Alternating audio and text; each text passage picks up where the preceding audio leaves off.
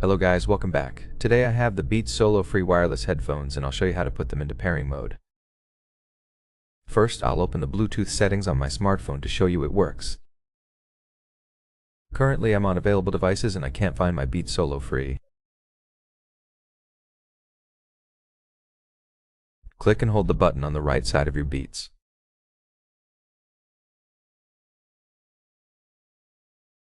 The earphones are now turned off. Next, click and hold the button again. Keep holding until the indicator starts blinking, then release. Now we've put the Beats Solo free into pairing mode. For example, we can connect them to an Android smartphone by tapping and pairing. They will be connected, and that's how it works. If you found this video helpful, remember to leave a like, comment, and subscribe.